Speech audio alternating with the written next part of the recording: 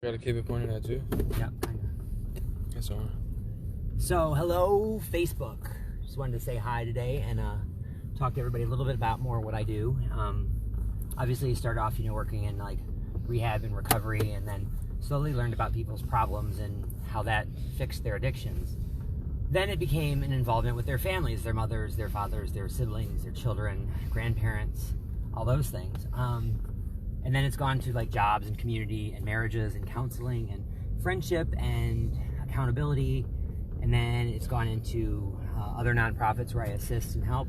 And then it's gone into obvious attacks from ignorant people who say I'm fraudulent and this and that, and have no support of those things, but still it offends me and affects me. So I wanted to share what I'm doing today, because I think it's pretty cool. So I have 356 people I put in rehab as of today.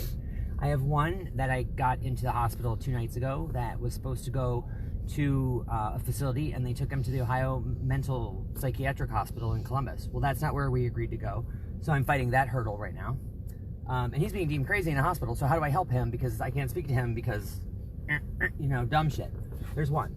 2, I have a girl who's very dear to me who has been through more than enough challenges at her age of rehab and recovery and use and shame and hurt and anger and rape and drama and intensity, and she's finally going to have her moment soon, and that's amazing.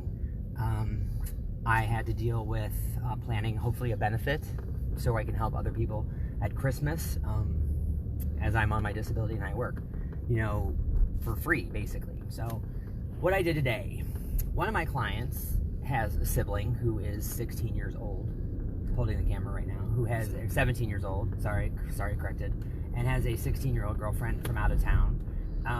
And basically he's choosing the love of her, and she's choosing the love for him over basic common sense, if you will, of warmth and food and stability and all that.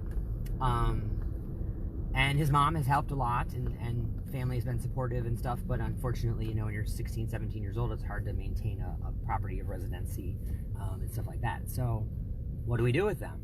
They're not on drugs. It's not really my problem. I've never had a 16-year-old kid. Did you just show yourself? Now everybody knows who you are. What? Somebody said bring them on camera. Oh, if you want, that's fine. So people do care, so it's a big thing. I'm messaging him, and I'm like, dude, well, look, I want to meet you. I'm going to talk to you because I've already talked to your mother, and I know what the plan is. I know what we can do and ways we can help you, but you're going to finish your education. She's not going to get pregnant. She's going to finish her education. We're going to work on getting you a place to stay that's safe and sound, and then you're going to donate your time to the food pantry that I work and volunteer at. You're going to help me with Christmas planning. You're going to find a job, and whoever finds a job doesn't mean the other one doesn't have to help me no more. But you've got to give back until you are at that place. And he says to me, man, 17 years old, says to me, 43, dying of AIDS. And he says to me, man, I never thought it was going to be this way. You are 17, motherfucker. Like, what are you talking about? You did when you were 8 watching the Smurfs? Like Inspector Gadget? That's what I watched. I don't even know what he watched. Probably like Barney. I don't even know what they were watching 11 years ago on TV.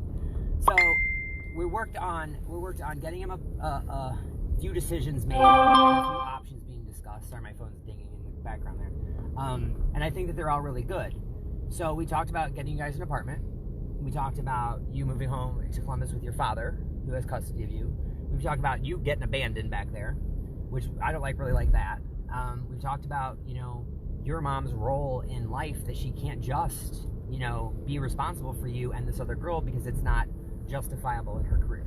We've talked about safe sex. We've talked about birth control. We've talked about after high school. We've talked about how much you have left of high school.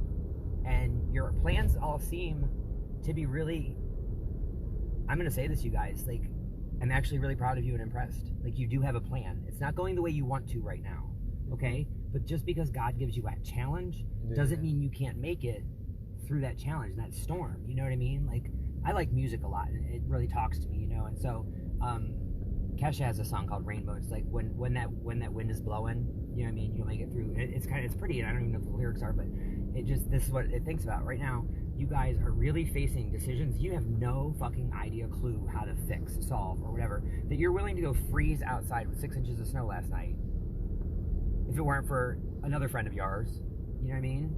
What would you have done? So it's not about living in the past, and it's not about living in the future, but you have to live in your present right now. You do, in your situation. And in so much of the addict work that I do, that's exactly what it is I have to live in their present situation, figure out what's going on, and then I have to go to their past, figure out what's broken. You guys don't have a past. You understand that? Like, you're just starting your life. There's nothing really broken and damaged, you know? So we've got to figure this out. And so hopefully, you know, the decisions we came to are going to be really good for you. I know that your mom is going to be supportive of them. You know, we even said that you guys get married. You know, 16 years old in Ohio, that's the law. You know, obviously that's not a decision I want you to jump on, either one of you, but it is an option. People have done it. People have done it pregnant. You know, people have done it forced pregnant. You know, so, you know, I didn't ask you about your spirituality, your faith, your religion, your, you know, long-term goals, like your parents have inheritance for you. I haven't asked any of those things that matter when you're 43 years old. You know, your siblings I know a lot about. You know, yours I know a little bit about, your mom, you know. So I don't know all the other details of things that you're going to have to focus on in your life to have a successful, happy life.